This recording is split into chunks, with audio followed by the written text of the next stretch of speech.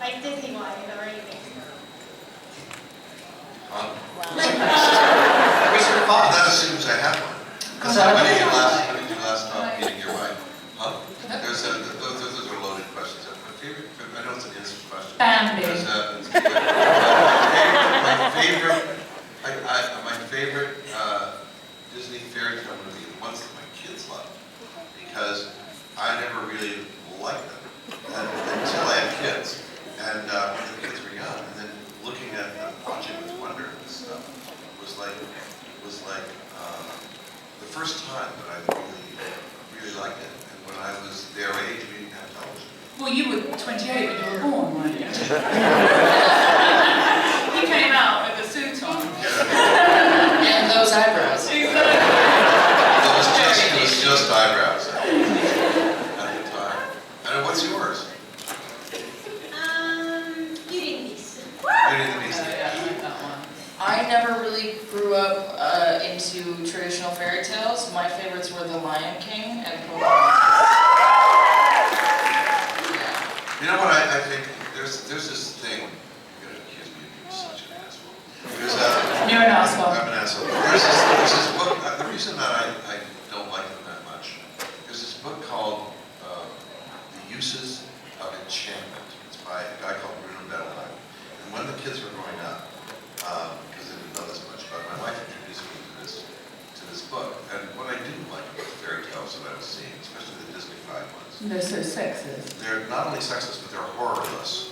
And one of the things that the Uses of Enchantment is about how necessary darkness and evil is to children's stories. Because the children who are dealing with, many of them in abusive homes or who are seeing it on TV accidentally, need a place where they can experience this kind of horror, whether it's witches that might eat them. That's why I like Bambi, because the mum died. Yeah.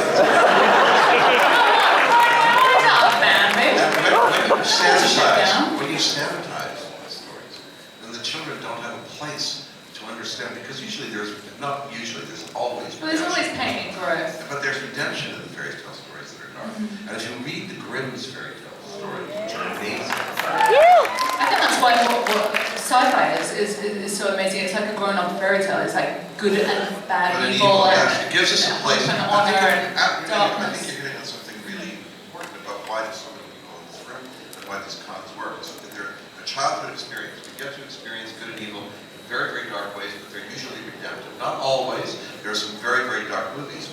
Every single alien movie doesn't end well, but and they're disturbing when they don't, aren't they? We need from our childhood. It's a cathartic experience. So the Disney ones, bother me because they take out so much of the darkness. No matter how enchanting they seem, and they're okay, they're prettified, I think what's happened is that so much of the darkness has been taken out. Our children are not getting the power of these stories the way they were intended to be. And that's changed. I mean, obviously. It has changed. It has got a bit better. But if you look at some of the fairy tales, I mean, now they've kind of started to empower the little girls in them a little bit more. But when I was a kid, my mum used to read me Enid Blyton, and the little girl was always making lemonade and ginger biscuits, and the boys were off, having the adventure and going up the faraway tree. Yeah. So my mum always used to change the boys' names to the girls' names. That's Peter would be making lemonade. That's quite what it did with I'm on the show playing H.G. Wells. It's nice also. Yeah. It's like my sons and I were watching Caligula the other night. And I was like, when's the redemption? It's okay because you sit them in front of Fox TV and watch military shows. There's their redemption. Right back over here. Yes, that answered that question. You have to pardon me, I'm a little nervous. No worries. But, You should have seen me in front of Richard. Oh God, everything. No. Do you want to talk about Richard? I need to talk. Stop. It's a disease. It's about her. It's like a disease. It's about her. That's good. Hey, I'm more nervous. This is about her right now. Okay. well, first off, I gotta say thank you to these lovely people that let me sit down, because I fell and hurt my foot really bad 2 weeks ago, and I'm not actually actually supposed to be walking on it. Don't do that. Where are you? Right here. And when they turned around and just posted that you guys were coming, we had to come. So when I hurt my foot, my husband said, no, you guys can't go because you're supposed to be in bed and not walking on it.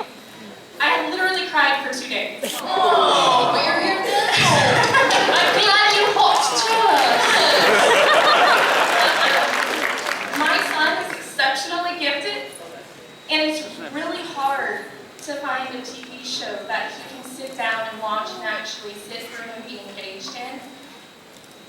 And it's a great gift because all the work that you actors have done with the show, the amazing job, I'm able to bond with him because he'll sit there and ask questions the entire time that you guys are, putting on your show. And it's just amazing because he always wants to know more. Thank you. That's awesome. Thank you. Amazing job, thank you. And we can't take the full credit for that without Our scripts are actually written. we have to give a big Bring the characters to life, and without you guys, it would have been a totally different show. thank you. Well, here, run up here and we'll give you a hug. I'm trying to be generous over here. That's what you think. I'll hobble up there.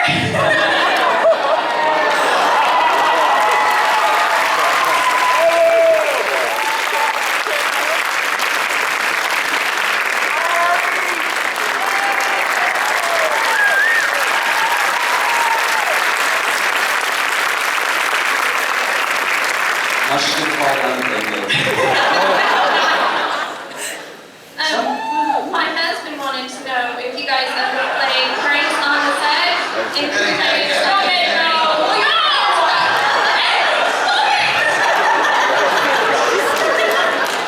Stephen Amell would not pull his shirt up. Why are you taking Sorry, guys. Yeah. my husband wanted to know if you guys ever played pranks on the show and what was the funniest. Hello. She just got the physical answer to your questions constantly. Some of them are too disgusting to tell you. I don't want him to work again. I care about him as a family, so I can't tell you anything that he has done. A lot of fans and nudity. Yeah, a lot of inappropriate behavior, which would probably get him, banned. At poignant moments, somebody give this guy another series. Very smelly person. There's a show called Mind Games that is with Christian Slater and Steve Zahn. It's the premiere on ABC, I think. Anyway, I did an episode of that. It was really a fun episode. How did that work with your unemployment? Yeah, when you you've been so unemployed, right? Except for that big Those two thing jobs. and my family and Well, I went to Chicago And, for 2.5 weeks. I started dipping Copenhagen again after 8 years. Why did you do that? Did you have what's called in the real world a job? Yeah. What was the job that you did while you I were was an employed? actor Doing what? playing the boxer And what was that? The one with Steve Zahn? with Steve Zahn and Christian Slater. But now I'm 4 days off of Copenhagen. It's harder. I'm 13 years sober, and that was way easier than getting off tobacco. So don't do it, kids. It's not easy. Right back over here. You were really into dipping, so. oh, somebody can slug into my yard. Hey,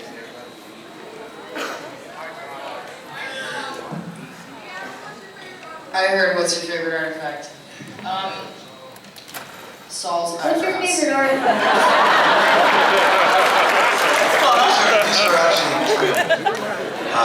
This is in the real world, but Because he donated hair to a charity. Locks for love. Yeah. They made my Merkin in Spartacus out of his eyebrow. True story. Still got it somewhere. I was entirely unprepared for that. you were unprepared. What about my eyebrows? Why do all these people know what a Merkin is? That's what I want to know. This is a lively town, man.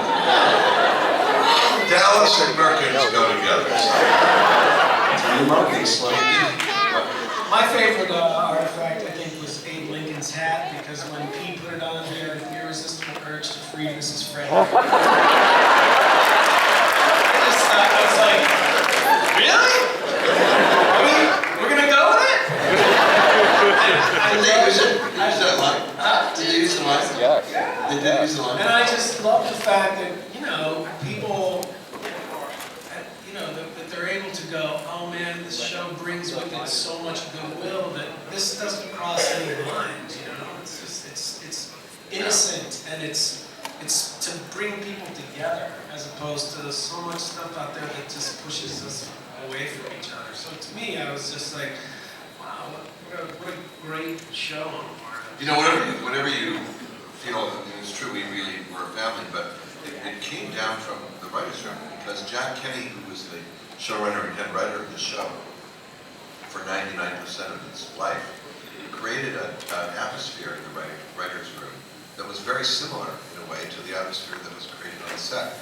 And one of the reasons he was able to do it, technically able to do it, as well as spiritually able to do it, is because he had such amount of time beforehand. He insisted with the network and the studio that the writers have 4 months of prep writing time. What that allowed him to do, for those of you that are interested in the technical sides of this, because the technical sides get transferred to the hard side, and without one you don't have the other.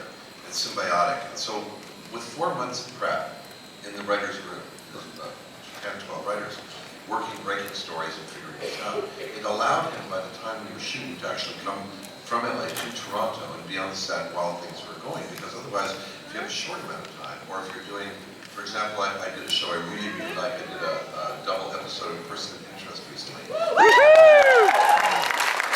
really, really well done show. It's really beautifully written. It's great science fiction with great acting and great writing. But the problem is with that is it's 24 episodes a year or something like that. They have no time. People, Nolan and Jonathan Nolan can't come to New York like Jack Kenny was able to come to Toronto. So on the set of a Person of Interest, it's very difficult for actors to change stuff because the writers aren't there. It's difficult. You have to make calls, you need permission. It makes sense because they've worked so hard on their Time difference as well, it's 3 hours, they don't wait. Right. So, hello? So here's Jack on the set and able to work with us and able to change stuff on the fly. So Eddie's making stuff up. It's funny. You go, no, do that. Let's do that. That's funny. Let's walk that tightrope between absolute absurdity and fart jokes and a moment where somebody's going to die. Let's do it in the same sentence. Let's do it in the same sentence and see what happens. And we weren't always successful at it, but he was willing to try it. That atmosphere that he created, helped to create on set, and also because it was cast right, which is just an accident of fate. But that happened. And we got along. Not always, though. And some of our troubles with each other were also translated onto the sets. Well, that's why it is like a family, because with your friends you choose people that you're completely compatible with. With your families, you're thrown together with these people, and that's what a film set is like. And so that's why it's so much like a family, because you end up loving these people that you might not necessarily otherwise hang out with, and it's amazing, isn't it? That's what makes you grow. You'd hang out with me though, right?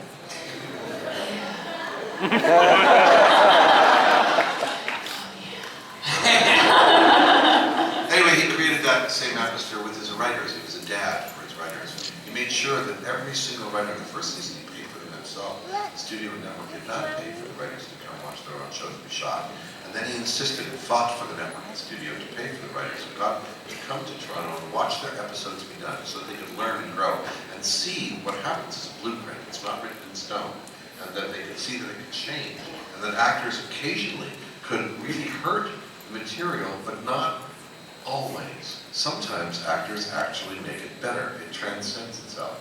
And when you see that, you start to open up as a writer. So that whole atmosphere, which is an unusual thing, it's lightning in a bottle, believe me. When that happened on all levels, it happened on all levels. From the network, otherwise I wouldn't have agreed to the 4 months that he needed, to Jack's being able to go from that world to ours. And he was the key. He was the artifact. Jack Kenny was the artifact that made Warehouse 13 alive and beautiful.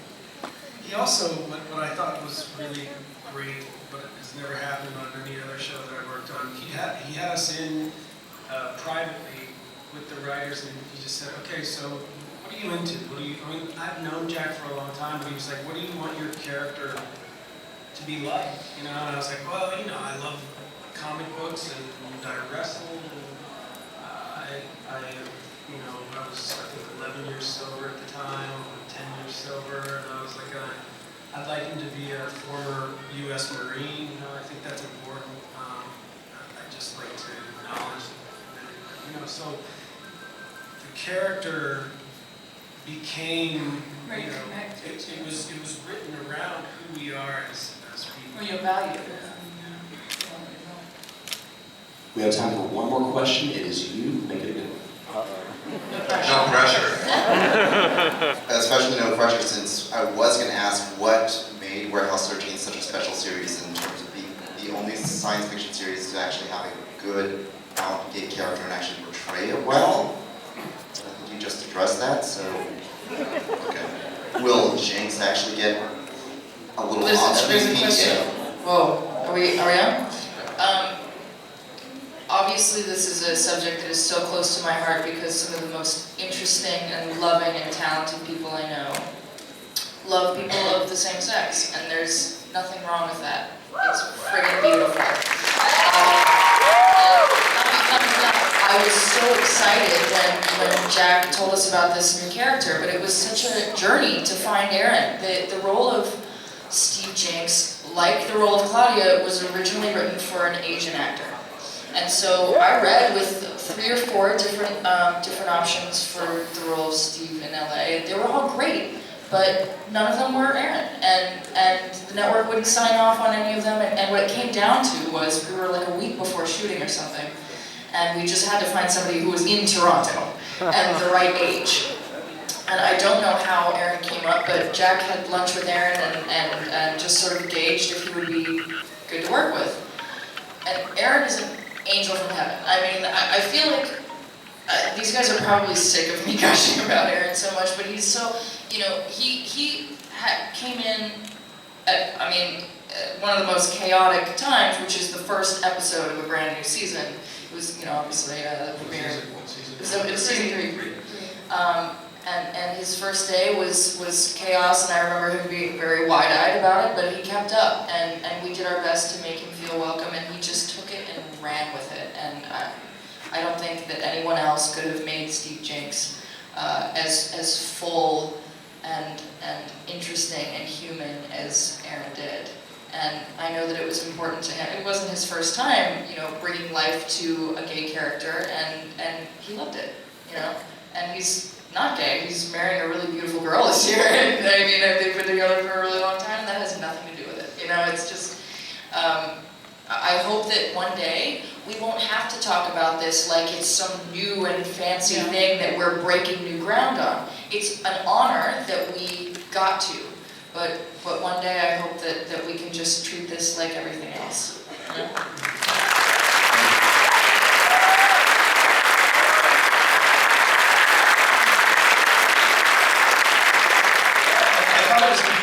Also, the way Aaron never leaned into the gayness of it. He didn't play a character. He didn't play a character. Oh, wait. Except a little leaning in the last 6 episodes of season 5. Yes, there's a little leaning, but he gets done with it. There's it's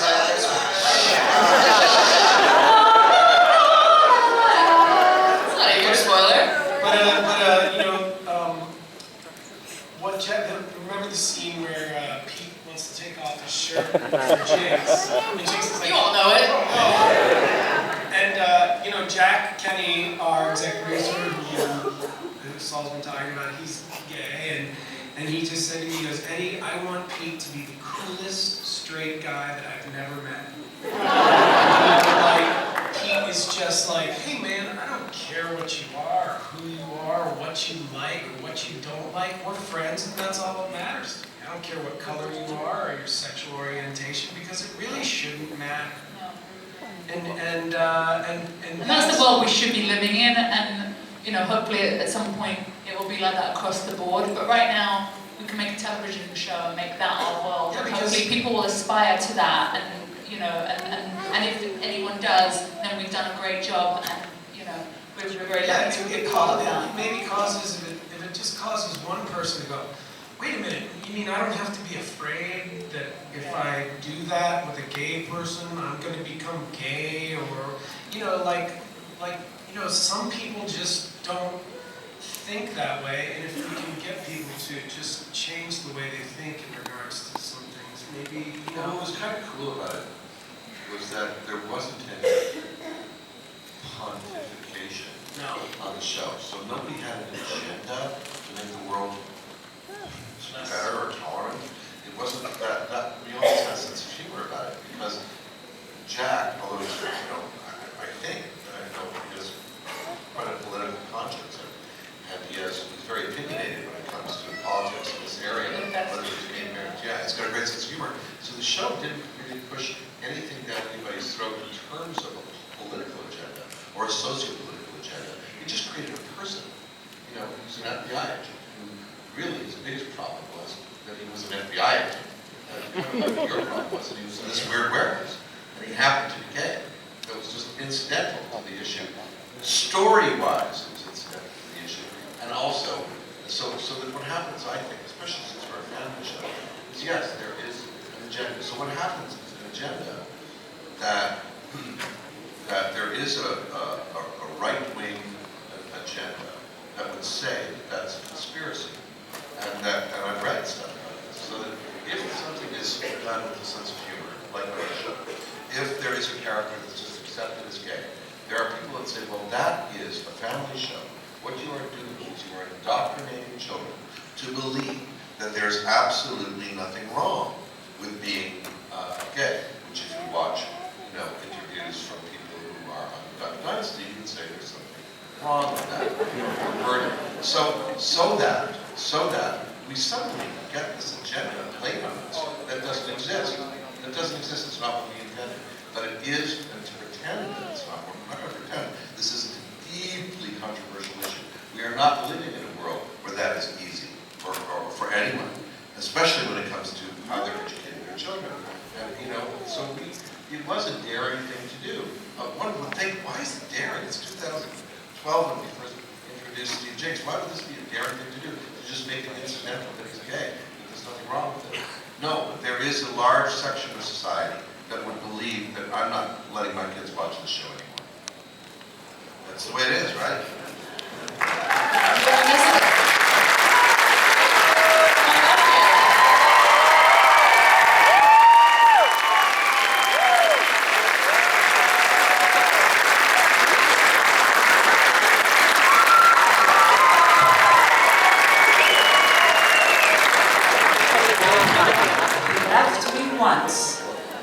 You laughed at me once.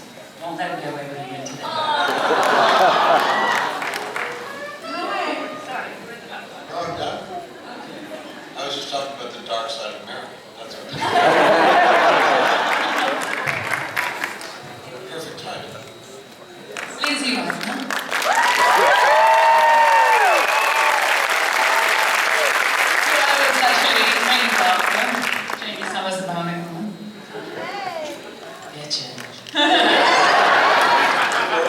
Oh yeah.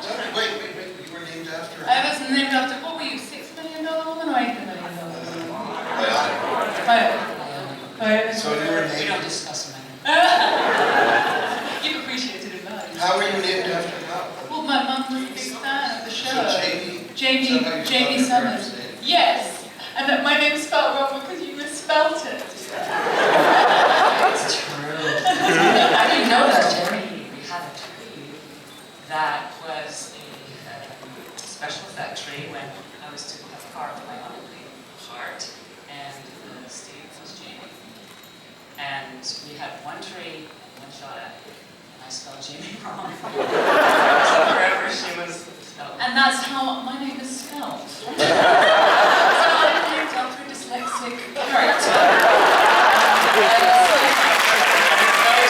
is kind of fitting if you get to know me. We'll be spending some time talking about the $6 Million Man and the Bionic Woman here in next panel, but I wanted to get your impressions of working with these guys, because for the last hour, we've had just an amazing conversation with them. I'm just curious if you could give us your take. Does it have to be true?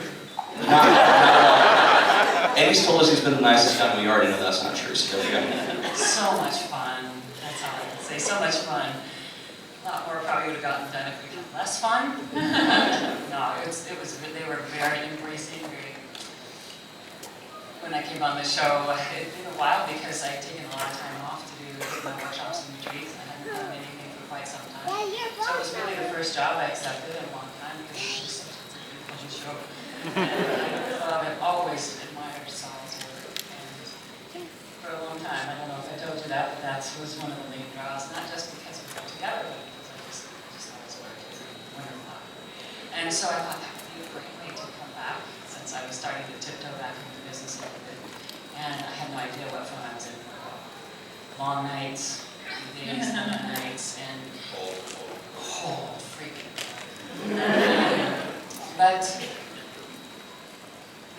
it's really, to me, it's a testament to people's character when you've had to work 12, 14, sometimes 15 hours, and how they behave at that point of night, you know, is really wonderful most of the time.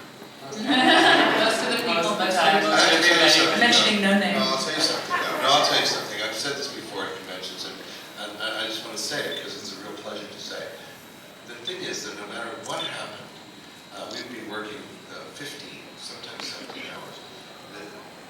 This maniac over here never let down his energy, kept the crew alive and happy for 5 years, no matter what was going on in his personal life, no matter whether or not his boys were, somebody was sick, or he missed his wife, or they weren't there, or he wasn't there for this thing or that. He never brought him into the set.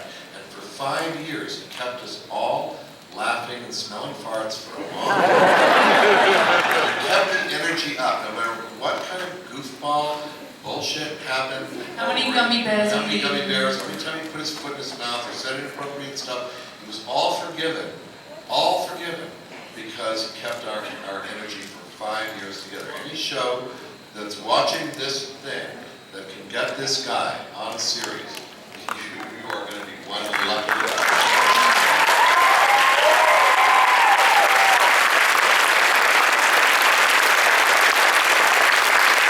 We are over time on this panel, and I do need to wrap it up because we do want to get the always amazing lead majors out here as we talk to Lee and Lindsay. But really quick, this is your opportunity to talk to the fans and say what you want to say to them. Really quick, as we wrap season 5. So, Jaime will start straight down. Thank you so much. You know, when we do these conventions, and I'm new to this whole thing, and we meet you guys, it is very meaningful for us, and it's very humbling. And so, thank you for watching.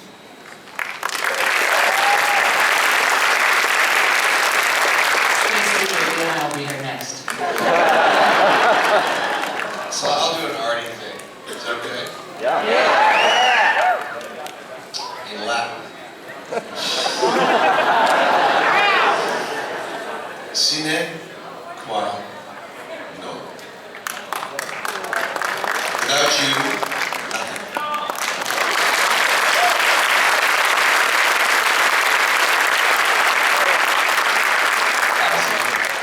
My heart's beating really fast right now for some reason. Before I joined this show, fresh out of community college, I had no idea what sci-fi fandom was. I kind of had a vague idea of what Comic-Con might be, but I didn't really know.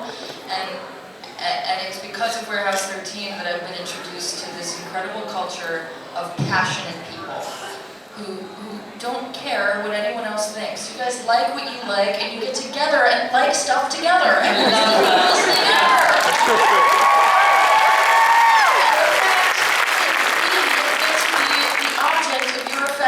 Is such an honor because we do what we do out of passion. And the fact that we get to share it with you and you share your passion with us is the most